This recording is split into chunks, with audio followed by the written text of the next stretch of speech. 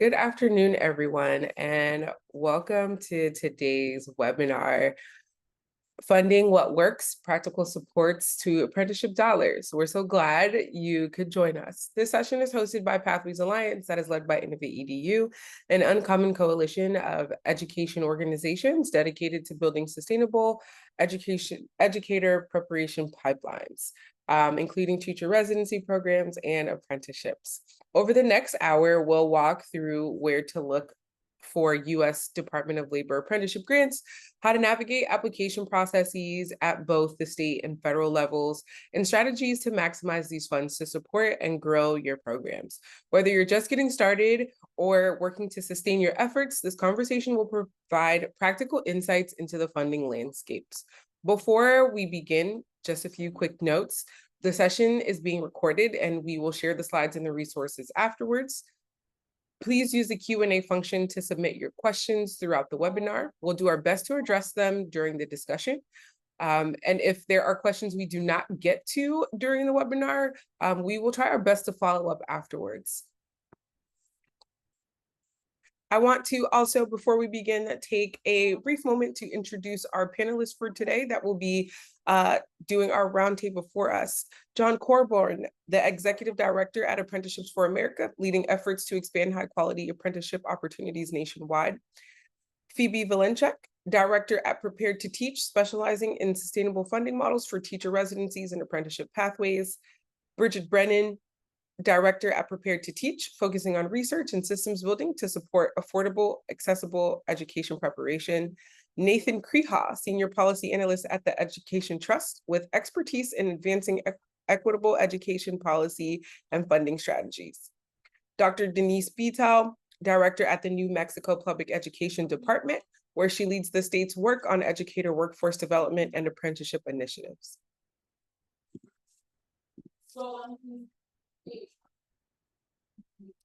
Next slide, please.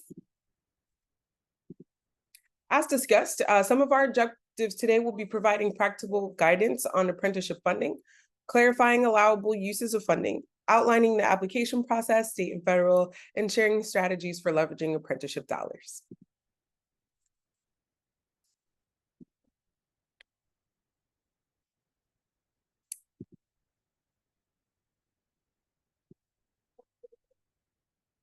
A little bit on why this work matters and why apprenticeships matter in education.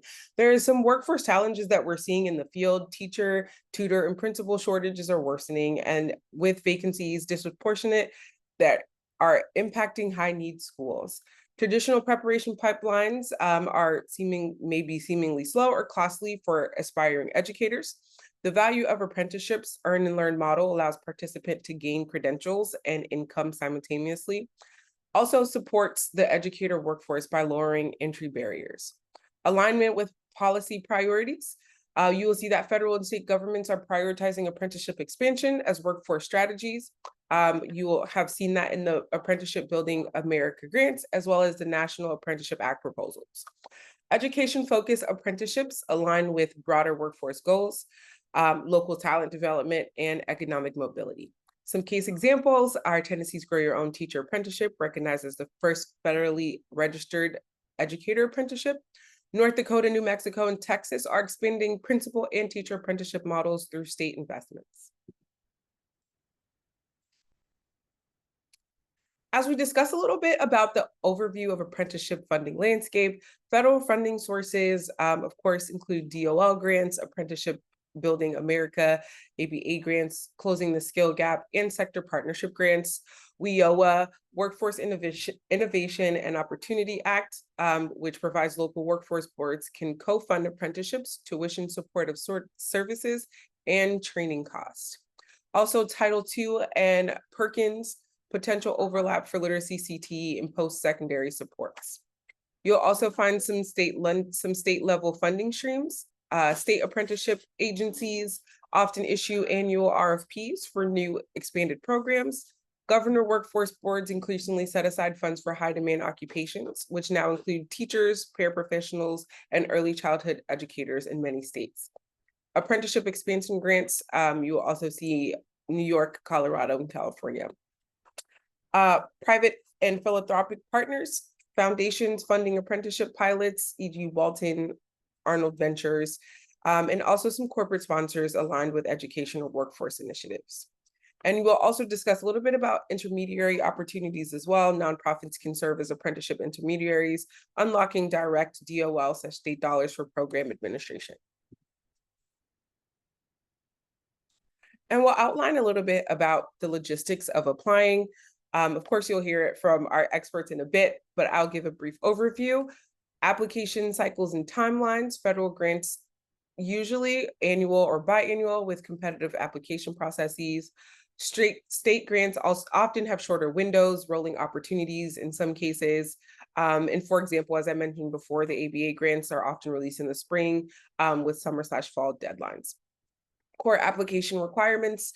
You must identify as a sponsor organizations that registered through register apprenticeships, evidence of demand letters from schools, districts, or employers, and please plan for related technical instruction and on-the-job learning. And also, please create a budget and sustainability plan. And often things to think about for capacity considerations, please ensure that there is an expectation of dedicated staff for reporting and compliance. Partnerships with higher ed districts and workforce boards are critical. And also technical assistance is available through state apprenticeship office. Okay. A brief overview of allowable uses of funds. Direct apprenticeship support includes wages or stipends, sometimes subsidized for the first year, tuition assistance or cost coverage for coursework, credential exam fees. And then also in program infrastructure, you'll find staff positions for coordination, data management, or mentorships, systems for tracking apprenticeship progress, reporting requirements sometimes are often strict. Support services, if allowable under the funding stream, childcare subsidies, transportation assistance, or technology, laptops, hotspots, and things of that nature. And also wraparound mentoring or coaching, and also access to tutoring, language supports, or career counseling. And as far as training and instruction, curriculum development and delivery of related technical instruction, partnerships with universities and or colleges to embed credit-bearing pathways.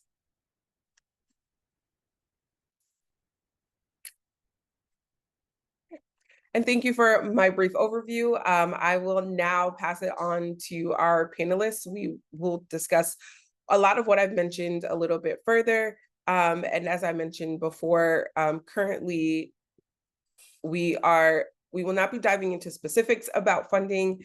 So please do not expect that during this webinar. As I mentioned before, we are just providing strategies for leveraging apprenticeship dollars and discussing what we know to be true as of right now. Thank you. I will pass it off to our first panelist who will engage us in conversation, John Colborn from Apprenticeship for America. Well, thank you so much, Sabrina. That's great. Great overview. And I think you've made my job even easier. So I'm John Colborn. I'm Executive Director of Apprenticeships for America.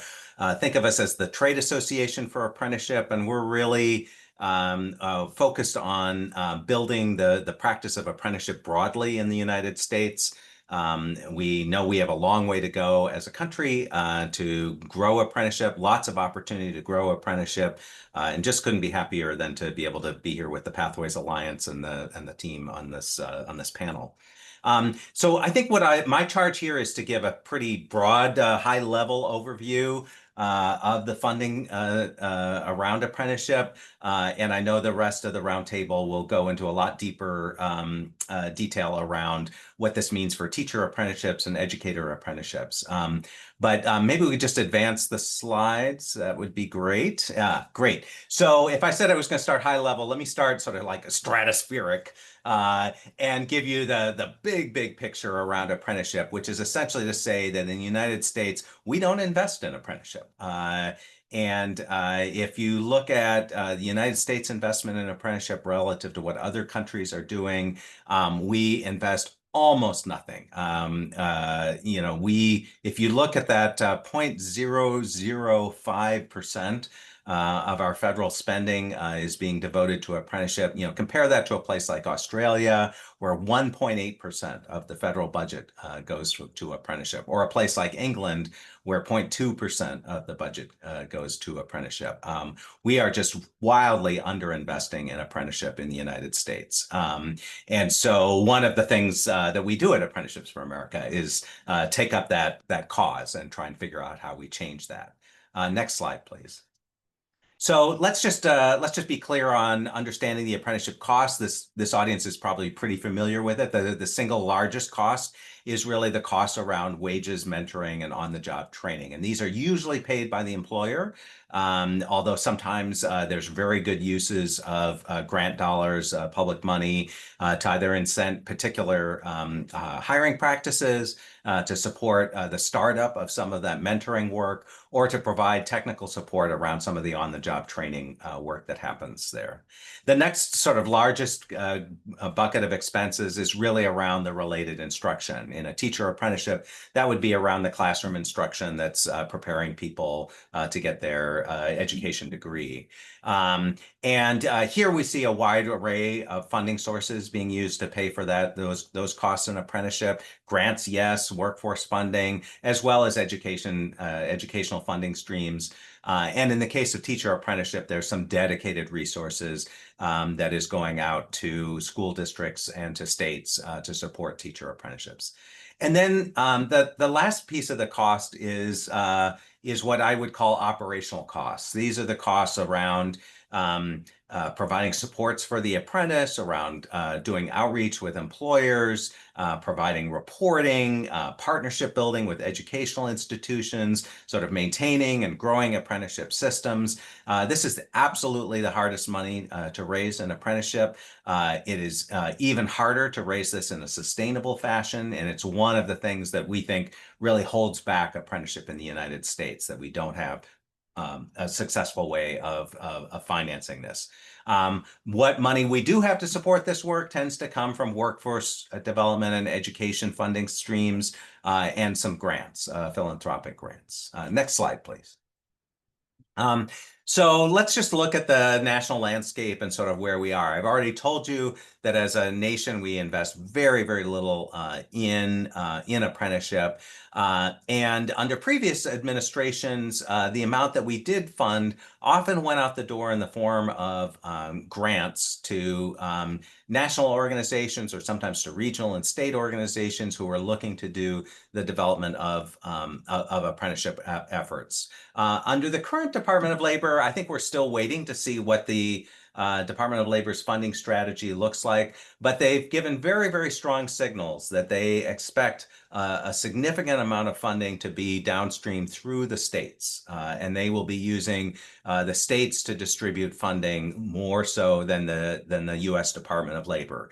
And so we're going to get to this in just a little bit, but the state apprenticeship office, or the grantee that's receiving funding from these state apprenticeship expansion grants, has become a lot more important in the funding world around apprenticeship.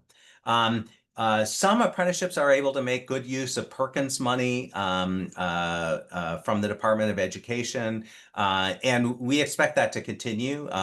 But as you probably know, if you've ever worked with Perkins, not a lot of that money is really made available for program operations. A lot of it's really for equipment, materials, that sort of thing. So there's some limitations on Perkins. And then the Commerce Department, and I should have said Commerce, Education, name your department, that has a particular interest in an occupational sector of the economy, will often get interested in using apprenticeships in different ways. We've seen the Department of Defense supporting apprenticeships. It was just recently announced a major set of grants around supporting apprenticeship in our shipbuilding industries. Those can come from other departments that are using the resources that they have, whether it's transportation or commerce or what have you, to advance particular industry strategies that they may have, and that they are putting out money for apprentices along those strategies. The state funding, as I said, is now, I think, more important than it's been under other administrations. So, of course, states are the recipient of funding from the federal government under the Workforce Innovation and Opportunity Act. I will just tell you that there's been precious little in the way of resources made available under WIOA for apprenticeship. There's a sense that some of that is changing. But we know that the actual outputs of the WIOA system around apprenticeship have been very, very modest. Most local workforce investment boards are not putting resources towards apprenticeship. To the extent states are using WIOA dollars, it tends to be the money that's supported through the governor's office or the governor's implementing arm of WIOA. The state apprenticeship office, I think, or the state apprenticeship expansion grant recipient, whoever that is in your state, is, I think, likely to become a more important resource for looking at apprenticeship expansion. As the Department of Labor shifts funding in a strategy to downstream funding to states, more of those resources are going to be going to the state offices and are likely to be more important in the apprenticeship picture. And then there are a handful of states that, in fact, increasingly, states are using general revenue state funds to be able to pay for apprenticeship programs. The educator apprenticeships is certainly one area where states are doing that, but we're seeing this in other areas as well. And that is really precious money. It is not as restricted as some of the WIOA dollars. And can be customized to the needs of a particular state and an occupation within that state. Not as applicable in the education sector, but a lot of states are making use of tax credits to support employers getting involved in apprenticeship. And most recently, the state of Colorado just passed an apprenticeship tax credit that's worth $12,000 per apprentice, the richest tax credit program in the country. Interestingly, in Colorado, there is a nonprofit equivalence grant program, knowing that nonprofits don't pay state taxes, so the tax credit doesn't really work for them. And the state apprenticeship office administers those grants. So a private nonprofit organization that's making use of a teacher apprenticeship program would be eligible for those grants. And then finally, philanthropy. And not to say that those philanthropic dollars aren't critically important, especially if you have a funder who happens to be focused on your area in your community, but they tend not to be sustainable operational funds for apprenticeship and just don't have the volume that you can get from public funding. Next slide, please. So how do you build out an apprenticeship funding mechanism for your work? And we really do sort of push on the role of what we call intermediaries, the organizations who are working with employers, with educators, to knit together an apprenticeship program and be able to operate those apprenticeship efforts on behalf of the employer. We know employers one by one are not going to set up apprenticeship programs. They don't really have time, energy, or skills to be able to do that. And so they're looking for these third parties to do that work. And by the way, when we look abroad and look at countries that have grown their apprenticeship systems, these intermediaries have been key to growing apprenticeships. Unfortunately, there is no business model for the apprenticeship intermediary. And so apprenticeship intermediaries really need a different funding mechanism. We at Apprenticeships for America are really focused on developing those funding mechanisms using something we call a pay-for-success funding model for apprenticeship. And I think I have one more slide. Do I? Yes. Nope, I don't. That was it. It was my last slide. So before turning this over to one of my other panelists, let me just say we're very interested in working with folks who are working on apprenticeship. We see ourselves as the trade association for apprenticeship. And if you're interested and want to connect with our work, I'll be sure to put something in the chat so you can connect with us. Thank you very much. Thank you so much, John. Nathan, Yeah. we'd love to hear from you. Great. It's always hard to follow John. He's truly like one of the greatest experts Amazing. in this space.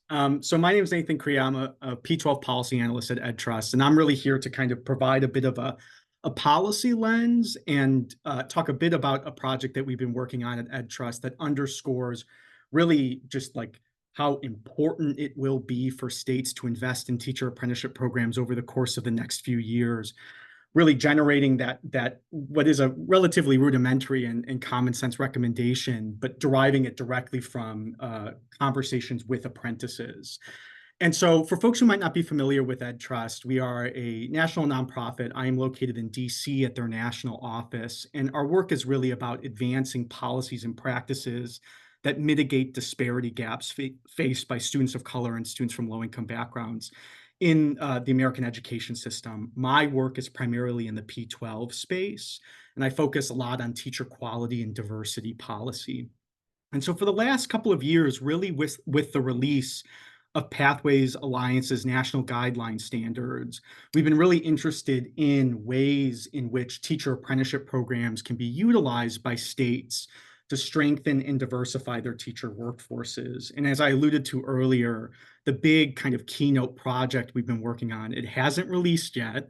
It will release probably around this time in October, so a month away. But our key resource has been centered around conversations with apprentices of color in Tennessee and Texas, actual conversation with apprentices or recently graduated apprentices to learn more about their experiences and how they perceived the teacher apprenticeship model and why they chose to select this teacher pathway opposed to others.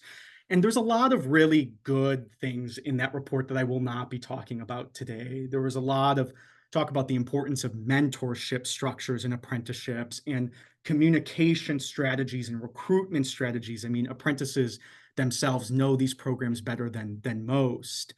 But one of the big recommendations, one of the big takeaways, and again, this is a pretty like rudimentary, it's a common sense recommendation. It's not, extreme. It's that funding and building accessible teacher apprenticeship opportunities within and across states, including supports like technical assistance, will simply be crucial over the next few years.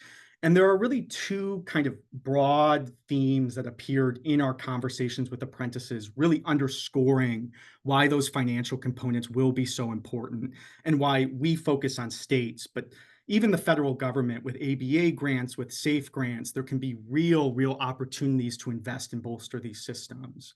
But as far as like what was elevated specifically from apprentices, there were two big things, right? The first is that, and this is again somewhat common sense, but the financial support provided to apprentices was crucial. And that financial support really came into three buckets. The first was tuition. Unlike a lot of other apprenticeships that DOL funds, teacher apprentices need a bachelor's degree, right? They need to fulfill the EPP requirements, the teacher licensure requirements in their state, and that often requires, I think in every instance, requires a bachelor's degree. And so that means that states are trying to figure out right now ways to fund tuition. And all of these programs we talked to in Tennessee and Texas, they're really striving to keep tuition as low cost as possible for apprentices. This is not like a requirement of a teacher apprenticeship program to be registered with DOL, but you're seeing all of these early and emerging leading teacher apprenticeship programs are really focusing on cost reduction. If you got rid of this tuition coverage and instead apprentices would need to pay out of pocket $10,000, $5,000, $10,000 a year for what could be a 3 or 4 year long program, you're not going to see a lot of apprentices end up being able to take action and take advantage of these opportunities.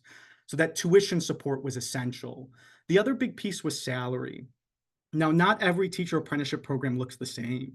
Some are targeting high school students, some are targeting career changers. At least across the institutions we spoke to in Tennessee and Texas, and off of kind of a rudimentary scan of programs across the country, we're finding that a lot of teacher apprenticeship programs are really targeting paraprofessionals. They're targeting folks who are already employed in school districts. Not only paras, you have administrators, you have janitors taking advantage of these programs, but you need to be, in a lot of places, already employed. That means that a lot of these candidates that we spoke to and that we've seen are a bit older than your traditional undergraduate student, right? So there's no such thing as a traditional undergraduate student, but like these are not students who are like 18 or 19 or 20 years old. The folks we talked to were in their mid-20s, in their 30s. And with that came a lot of financial like obligations. They had to pay mortgages. They were taking care of young families. They're in the sandwich generation. They might be taking care of parents. And there was no ability for really most of the apprentices we spoke to step away from that income, that salary, the regular income, in order to pursue another teacher preparation pathway. So the salary was crucial. And in a similar vein, so were the benefits, right? In many instances, these apprentices, these paraprofessionals were the ones bringing healthcare in to their families. They were the one providing healthcare through their employment. And so again, they couldn't really feel comfortable stepping away into like a stipend position that didn't guarantee them healthcare. So all of these things are crucial for apprentices. And if we see in the next 3 years either stagnant funding with an increase of apprenticeship programs throughout state, so more teacher apprenticeship programs, stagnant funding, or we see a decrease in funding, the first place we think that these programs are able to kind of like pay for the elements of their apprenticeship will be going to apprentices and increasing their tuition or potentially reducing their payment to a stipend plan. And I truly believe if you take away any of these three things from an apprentice, most of the folks we spoke to would not be able to pursue this opportunity. The financial components are like quintessential to how a lot of states and a lot of apprentices themselves view this opportunity, which is really important because it's not an actual requirement from DOL to keep these low costs tuition-wise at least. A second big piece that we learned, and this is one of the most interesting findings to me from this report, there was an element of serendipity involved in how apprentices viewed their own experience. Apprentices seemed to feel almost lucky to have landed in their program. They were in the right place, meaning they were at a district that had strong partnerships with an EPP. And at the right time, you had folks at both the EPP and the district who knew about teacher apprenticeship programs and were pursuing those opportunities, whether that's with their state apprenticeship agency or a state kind of apprenticeship hub, or directly with the U.S. Department of Labor and applications. That is very important, right? If you were to look around the landscape right now, I would not necessarily call teacher apprenticeship infrastructure accessible. Now, I don't think that that's necessarily a bad thing. These programs are incredibly new. It's unfeasible to just say these need to be open to anybody who wants to be in them. But these apprentices were really like raising a very, very important element of this landscape, which is that accessibility will be important. Actual access to these programs will be an important thing that states need to focus on in the coming years. They need to identify high-quality programs in their state, identify gaps in coverage throughout their state, and build systems to try and ensure that new programs are being built. Those programs can be sustainably funded in throughout geographic locations of their state. So I know that this is a bit different, right, than kind of how you build an apprenticeship program. But the reality is that what states do, the policy that states engage in and they build are going to be very important as programs themselves try and build out infrastructure, build out programs in their state. And some states might be funding it at a much heavier level than other states, and it will therefore be a lot easier to build programs in those states. So one slide ahead, I just wanted to elevate a few examples of what state-specific funding has looked like over the course of the last year. John brought up a really great example, not here, about Colorado's 12K tax credit. That's a really good example that I actually only learned about really recently. I think California is doing a lot of work here. In February of 2025. They announced a new $68 million investment in all apprenticeship creation, not just teacher apprenticeships. So the amount for teacher apprenticeships will be a lot less than 68. But another thing that they're doing is allowing teacher apprenticeships to utilize existing funding streams meant for grow your owns and residencies. So I think that's a really important thing California is doing, not only investing new money, but unlocking existing money for apprenticeship programs. You're seeing similar things happen in Tennessee and Florida, both of which in the last year or so have allocated 5 million-ish around dollars to, either from existing grant opportunities in Florida's case or in Tennessee's case from their governor's discretionary budget to just continue funding explicitly teacher apprenticeship programs. One of the products that we've created at EdTrust over this kind of period of interviewing and talking with candidates is a 50-state scan of teacher apprenticeship programs. This was updated in January, so it's going to miss things. Like, it doesn't have the California example. But that could be a good place for folks to kind of start seeing what published resources exist, at least in terms of how states are talking about how these programs are being funded.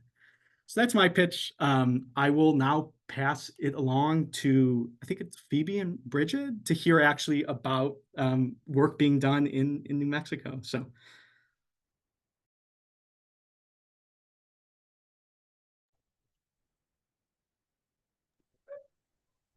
Thanks, Nathan. And I think, Denise, I think you're going to kick us off if you're ready. Absolutely. Good morning or afternoon, depending on where you all are. It's a pleasure to be with you today. I'm Denise Butel, and I'm the director here in the state of New Mexico at the Public Education Department.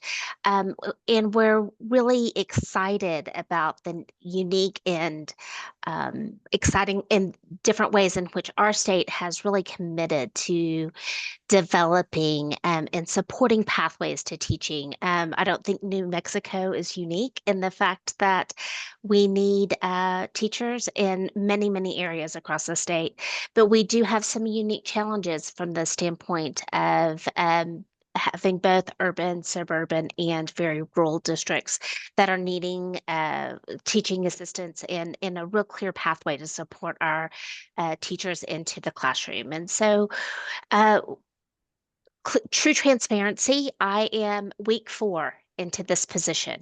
And so we have been very fortunate to, I'm very fortunate to have landed in a position where there has been much work taking place, and we have had the support of Prepare to Teach, helping as that consistent partner as we have moved through transition, just that kind of typical transition that you often see in positions. But so some of the more specifics I'm going to turn over to Prepare to Teach, because they have been steeped in this work and really helped to develop from the ground up. But as you can see from this slide, we have articulated and are working to establish a very clear and supported pathway to teaching. As Nathan mentioned, I think there's multiple opportunities and avenues to jumping in, but it's about getting the word out and about making those programs accessible. And so it's not a happenstance, but rather something that's systematic and available to those who are looking so that we have a nice pathway into the teaching profession. Next slide.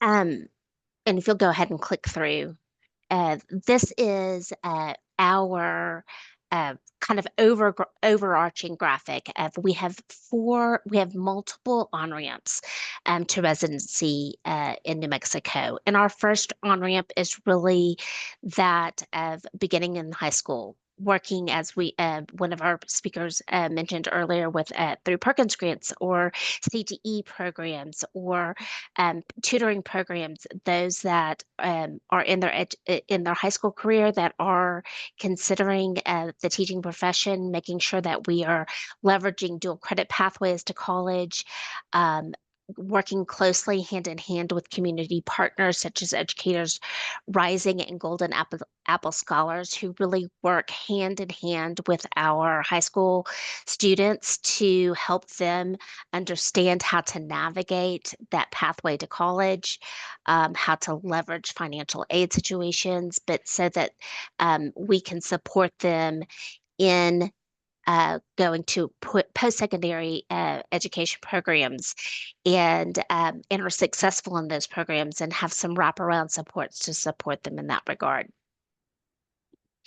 Our second on-ramp is really looking at early college as far as tuition-free degrees in education, state support with that.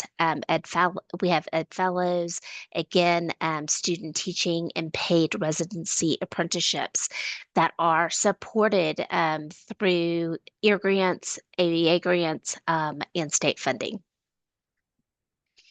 Our third on-ramp is obviously those that have already have a degree, but in something else other than education, but are coming back to education and are looking to have a graduate degree or add that certification. And so what are the avenues for tuition support? We have Ed Fellows programs for educational assistants that support salary and those working towards a degree, as well as paid residencies and apprenticeships there. And then our fourth on-ramp is, are those career changers, those that are needing tuition support. And then again, we also support with residency. And I'll turn it over to Phoebe and Bridget to kind of speak more in depth about each of those on-ramps. Thanks, Denise, and you can move on to the next slide. So I'm Bridget Brennan, co-managing director with Prepared to Teach. We're an intermediary organization working nationally to strengthen teacher preparation systems in states across the country. And like Denise said, we've been working with New Mexico and the Public Education Department for a number of years, including on their existing teacher residency work. And we supported both the application and now the implementation of their ABA2 grant. So that's why we're here to talk a little bit about that process and that grant in particular. So Denise named a number of existing initiatives already in place across New Mexico. And when the ABA2 grant opportunity opened up, PED recognized that it could provide a mechanism for really creating alignment and connection across those existing initiatives, including several of which that already receive state level funding, but really building cohesion across them and, creating this connected pathway into the profession that Denise just described. So that was really the motivation for applying for the ABA2 grant. The grant, the way it was designed, included 3 articulated goals. So the first goal in the grant is really about the design of the apprenticeship system itself. And so this is where, that vision of the pathway with multiple on-ramps that Denise just spoke about gets actualized. So creating a registered apprenticeship system into teaching that starts from a pre-apprenticeship, if that's where, your interest is already clear at the high school level, creating RAPs that provide entry points at both the undergrad and graduate or post-baccalaureate level, and all of those RAPs culminating in a full year residency apprenticeship before someone is fully certified. So regardless of where they're entering the pathway, it culminates with that kind of full year residency apprenticeship. The second goal of the grant is about sustainability. So breeding resources in order to grow access to these kind of quality pathways, even beyond what PED's existing funding can accommodate. As this work moves forward, this is a really important focus. One piece of that work is understanding the possibilities and supporting the RAP partners to incorporate allowable state and federal labor dollars into these programs. And that's a primary priority of this coming year. Of course, another piece of thinking about sustainability and breeding resources is making sure that as the RAPs themselves are designed and registered, those designs allow existing state appropriations to be incorporated and accessible to apprentices themselves. And then a third piece of how we're thinking about sustainability is to work closely with primarily districts to identify existing local revenue streams that can support apprenticeships to cover things like insurance benefits, which aren't included in existing state supports. So the intention is that by creating alignment across all of those funding streams, we'll be able to create a long-term funding structure for apprenticeship so the system can really grow and become established for the long term. And then the third goal of the ABA2 grant is about the impact in schools. For PED, this model and this focus on this strengthened pathway isn't only about preparing future teachers, but it's really also about adding value to schools and districts immediately.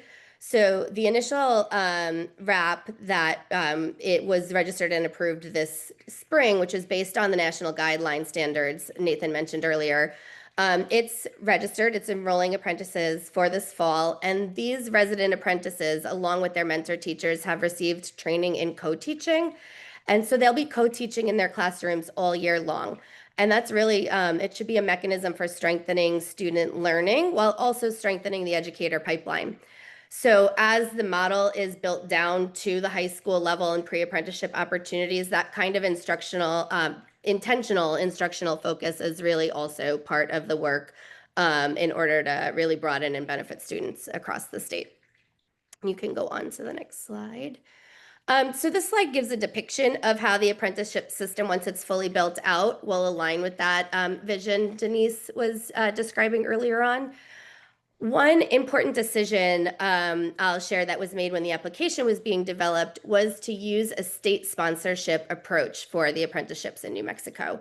And this was strategic for PED because they recognized that a single cohesive pathway approach that was aligned to its overarching vision would help reduce variability and quality across the state. The state sponsorship approach also allows districts and preparation program partners to join an existing apprenticeship consortium and strengthen programming without needing to go through the process of designing and registering their own programs. And then importantly, the cohesion across the pathway progression will allow for more equitable access to quality preparation with funding supports available for aspiring teachers. Again, whether that's starting with high school tutoring, starting through AABA pathways for career changers for Grow Your Own initiatives. So really having this coherent and connected pathway with supports, regardless of where someone is entering from. And you can go on to the next slide. One of the most important things to emphasize about how this grant was built was that it was really highly collaborative, and that was intentional. There are a lot of parallels between apprenticeship structures and requirements and those that already exist inside teacher preparation systems, particularly around teacher residencies. But the language and nuances can differ quite a bit across labor and education. So having upfront conversation and collaboration was really essential. So PED and New Mexico's apprenticeship agency, the Department of Workforce Solutions, came together along with unions, with higher ed institutions, existing residency partnerships, and everyone came together to inform the overall design when the application went in. And that collaboration is really the foundation for how the apprenticeship system will function moving forward as well. So that we just wrapped up the first year of the grants over this past summer. And during the first year, a lot of time and attention continued to be spent building connections and shared language across education and workforce solutions departments so that there's a really strong shared understanding to work from.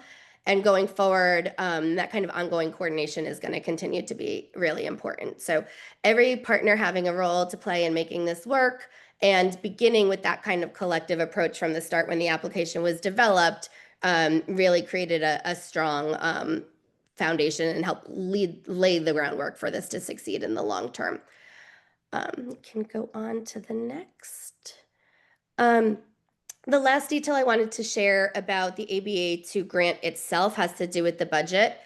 Because the state already invests in direct support for candidates, particularly through funding for teacher residencies and for the educator fellows program Denise mentioned earlier, the ABA2 grant dollars are not duplicating those resources. So instead, they're being used to strategically strengthen the infrastructure itself that's going to allow the apprenticeship to scale. So major portions of the funding from the ABA2 grant itself is going to provide additional capacity at the educator preparation program so that they can manage things like data collection and reporting and coordination across their district employer partners that are all part of being in a registered apprenticeship system.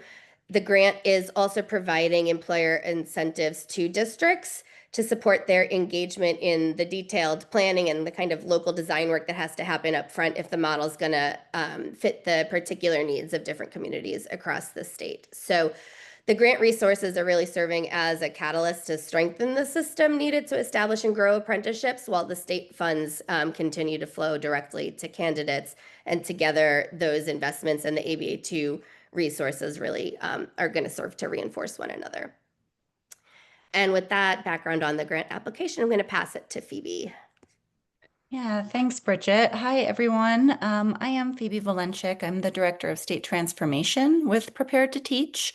And I'm just going to talk a little bit now about kind of the current work happening with the ABA2 grant in New Mexico, as well as kind of the goals moving forwards into year 1 and year 2. So New Mexico PED's registered apprenticeship application was really modeled after the national guideline standards for apprenticeship, and levels 4 and 5 were written to align with the New Mexico teacher residency quality standards. The application was approved this past April, and we actually had the goal of the first cohort of apprentices beginning this fall semester. So with that really short turnaround from application approval to implementation, it was really only possible because of the strong apprenticeship aligned partnerships that were already in place in New Mexico, given all of the work around the teacher residency program. And especially with our partners, the University of New Mexico and Central New Mexico Community College, and their district partners, Albuquerque Public Schools and Rio Rancho Public Schools. So in this case, both the Albuquerque Public Schools and Rio Rancho Public Schools had already committed financial investment and were hiring teacher residents. They were supplementing the state appropriation stipend of $35,000 to meet the wage scale requirements that were outlined in the application. And they were also providing benefits to those candidates. So because of these partnerships, and in addition to this, there was the quality assurance processes of the teacher residency program that both Central New Mexico Community College and the University of New Mexico were really well aligned with, and kind of connected to those national guideline standards. So thanks to those efforts, this year we do have 51 active apprentices in New Mexico, all at that level 4 and 5 kind of entry point, completing their teacher residency apprenticeship model this year. And you can go to the next slide. So with that being kind of our goal and our pilot year, we hope to learn a considerable amount moving forward to think about a few key areas for expansion. So in the next few years, which will be slides 2 and 4 of our ABA2 grant, 2 through 4 of our ABA2 grant, we're really going to focus on kind of the model expansion, which will include identifying and articulating those pre-apprenticeship kind of on-ramps at the high school level. It'll include defining the level and entry points of levels 1 through 3 at the undergraduate and graduate levels. And then all of these can either culminate in that level 3 EA licensure at the AA level, or they can lead to a culminating experience as a teacher residency apprenticeship that then leads to full certification. We're also really focused on partnership expansion. Actually, you can go back. I'm going to stay on this slide for a little while. Thanks. We're really focused on the expanding partnerships as well. So working to bring more LEAs or district partners in so that they have the opportunity to hire apprentices, with a real focus on on New Mexico's rural and hard to staff areas. And this effort to expand partnerships also includes really specific efforts to braid resources. I think both John and Nathan had mentioned this, but this includes opportunities to support districts in identifying their own existing resources and strategic staffing models that can support apprenticeship contributions, as well as really working with our local WIOA boards to learn more about potential funding that may exist there, to really focus in on those on the on-the-job learning costs specifically, so that our districts aren't kind of taking on that full burden of bringing up the salary and the benefit portion that the state stipend doesn't meet right now. We're really fortunate in New Mexico because a lot of the related instruction costs And the tuition costs there's a lot of funding that New Mexico has to support that already. So we're going to really think through the other side of that and how to get that on-the-job learning cost pieces met. And then finally, we're really focused on this pilot and the learning that can be supported there around how we can improve the infrastructure. So building those systems and processes that are necessary to collect the required reporting and data collection pieces for both the education and labor sectors, while also really minimizing the burden and the logistical burden on our LEAs and our EPPs. So that the state sponsor really can streamline things as much as possible. We all know that all of those partnerships have quite a bit on their plate. So thinking about how we can create those structures to minimize what's required there and really make it seamless. And you can go to the next slide, thanks. So we have a couple resources here. As Bridget and Denise mentioned, Prepare to Teach is an intermediary organization working nationally to really strengthen teacher preparation systems. So we have our website linked here at the bottom. There's a number of resources that may be interesting just on our website that you can download, but we've linked a couple up here at the top that are most pertinent to this discussion. The first is the Registered Apprenticeship Programs and Teacher Residencies, and this really goes along with some of the parallels and the distinctions in terminology, and really goes through the definitions between apprenticeship and teacher residency. It includes some recommendations around how to ensure quality in educator apprenticeship design. And then below that, it's just a one-pager on the ABA2 grant itself that goes through some of the goals and some of the thinking and the design and implementation of that. And then we're really excited and hope to have this resource available really soon, but we hope to have the actual application that New Mexico PED submitted for the RAP design that was approved this past April, an annotated version of that will really walk people through just the thinking and the thoughts that went into that application itself. So stay tuned. That should be up on our website in the coming months. And thank you so much for your interest in New Mexico's work. And we've been honored to be intermediary partners working alongside the amazing Pathways Bureau and the work that's happening in New Mexico. Thank you so much. We also want to continue our conversation by providing some practical guidance for our attendees on where to find funding opportunities. Of course, apprenticeship.gov is a central hub connecting educators, employers, and nonprofits with apprenticeship information and resources. While there are currently no federal opportunities listed, it's a key source to monitor for updates. Also, the Department of Labor grants portal, please use ETA's funding opportunities section to track solicitations like the state apprenticeship expansion formula round 3, which continues to support state level apprenticeship expansion. State and local agencies, many states are running their own initiatives. Again, California committed $68 million to support apprenticeship and pre-apprenticeship programs. Also leveraging private and philanthropic resources like JFF's National Apprenticeship Fund, which is a $2 million initiative launched in 2025 that provides direct financial assistance to apprentices, helping boost program completion rates. Also, some strategic steps to navigate application cycles. Please monitor apprenticeship.gov and grants.gov for DOL education and labor funding announcements. Subscribe to your state apprenticeship agency or state workforce board mailing list for timely grant updates. Identify your role early. Are you a sponsor, intermediary, or a partner? Each has different responsibilities and eligibility. Partner with other educational institutions, workforce boards, or intermediaries to share administrative load and expertise. Next, we would like to actually share a funding opportunity that is currently live right now. The EIR program, which is the Education, Innovation, and Research, provides funding to design, launch, and expand or replicate innovative approaches that boost achievement for high-need students. EIR grants involve rigorous evaluation to measure impact and effectiveness. The 2 EIR grants available this cycle are each designed to support different stages of innovation. First is mid-phase grants. These grant projects refine and expand practices that have already have evidence of effectiveness. This grant cycle prioritizes projects focused on field-initiated innovations, promoting evidence-based literacy, and others offers competitive preference priorities for state and tribal-led efforts, as well as innovations related to high-impact tutoring. Expansion grants.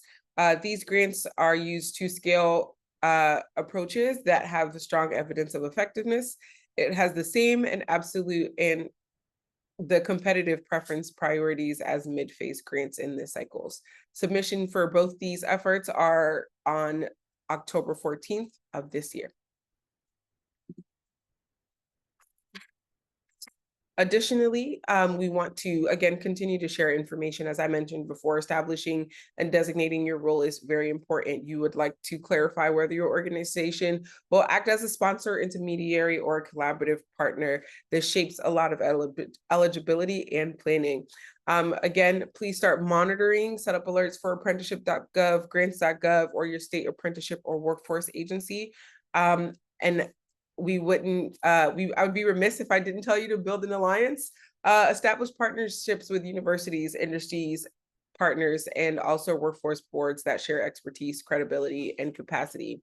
Plan admin capacity, as we have mentioned before, ensure that you have staff or partners ready to handle reporting, tracking, budgets, compliance, key concerns in most funding applications. And also use data to build your case, incorporate evidence of demand, employee letters, program outcomes, and cost benefit projections in your proposals. We want to take a minute to answer any questions from any of our attendees today.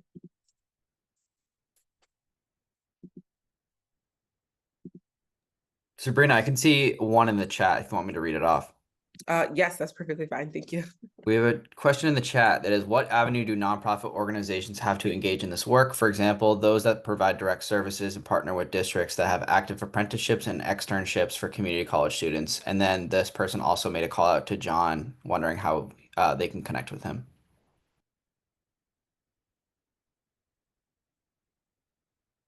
If any of our panelists would like to take on the first question, we're happy to give you the floor.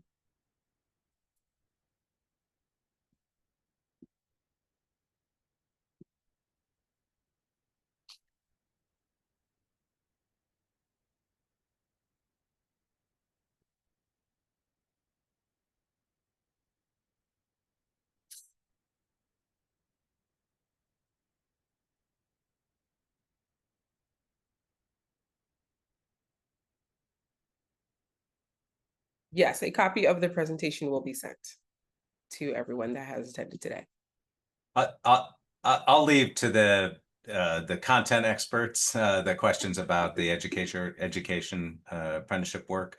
But for Apprenticeships for America, just feel free to go to our website, apprenticeshipsforamerica.org.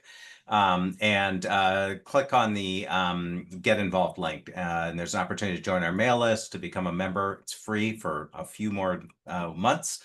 And we'd welcome your participation. And I'll also just put in the link, my email address, and Sabrina or somebody, if you can just forward that on to the everybody chat, that'd be great. Absolutely. As for the question about nonprofits, I think it's, if you are already an existing nonprofit that is engaging with educator prep programs, I think the first step is just having a conversation with those partners on if they even offer registered teacher apprenticeship programs. And if they do, I would kind of take their lead in terms of how you could be a support system.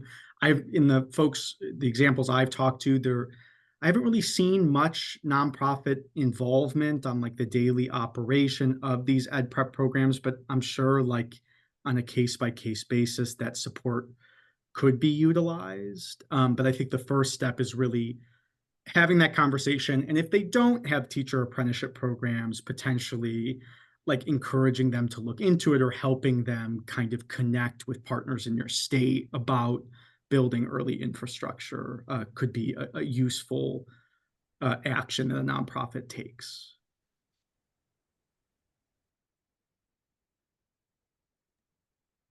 Thank you so much for that, Nathan. All right. Okay. Well, as we wrap up today's conversation, I want to extend a huge thank you to our incredible panelists, John, Phoebe, Bridget, Nathan, and Denise. Thank you for sharing your insights, and to all, thank you for joining us. A few reminders before you go. The recording slides and resource links will be shared with all of our registrants. If you'd like to stay engaged, please connect with us at the Pathways Alliance. Together, we're working to build strong, sustainable educator pipelines. And on behalf of InnovateEDU and the Pathways Alliance, thank you again for your time, contributions today. We hope you leave with practical strategies to secure and maximize apprenticeship dollars for your programs. Have a wonderful rest of your day.